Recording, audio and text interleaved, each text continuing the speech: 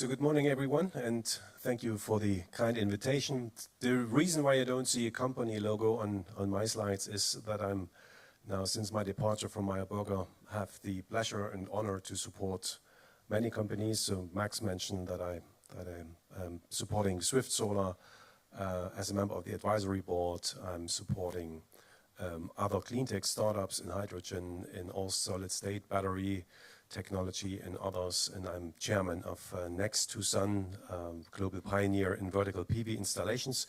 So today I'm giving you my view, at least out of my experience, and a few data on what the future could look like for solar manufacturing, and I'm going to start with what it looks like today.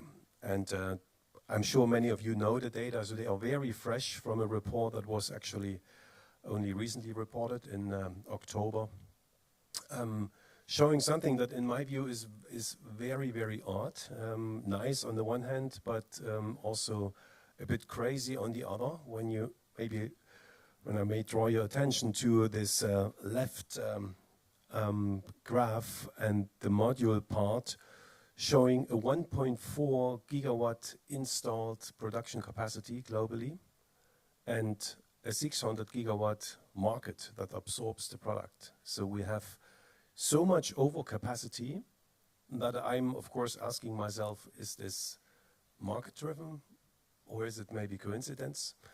I think there's an answer to it. This is now the impact of very influential industry policies, primarily from China, setting up these much or super high capacities on the planet, which of course makes it very, very hard for anyone else on the planet to also install their own solar industry. And on the other graph, you see the share of the market, also seeing that China is absorbing, of course, or producing most of the panels, that's clear.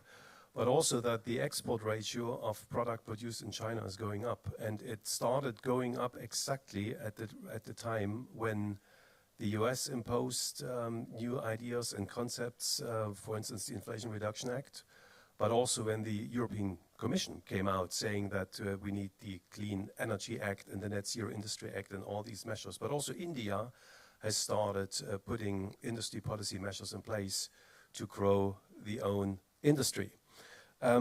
As a result,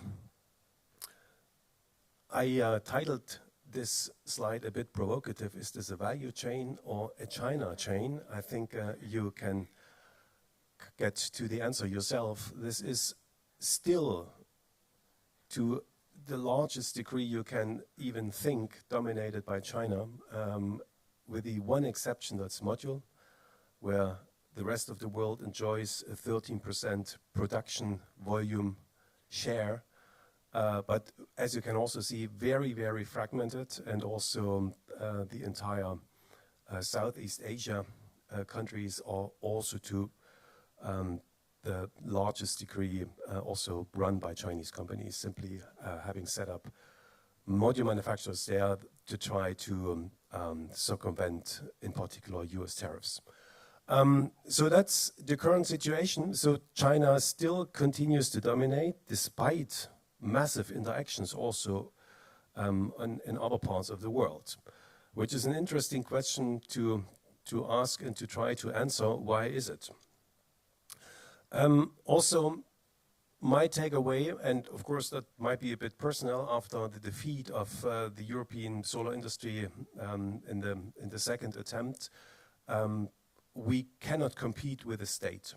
And we are competing with the state. We are not competing with companies, we are competing with the state, at least not the way we currently do. When you just look at what has been achieved, Europe is still strong, at least in nameplate capacity in polysilicon, even though Wacker has, I think, converted the two plants to produce different products now, not anymore polysilicon for solar, but they can also convert the lines and run it for semiconductor material or for silicones and other silicon-based products. We have in the rest of the world, these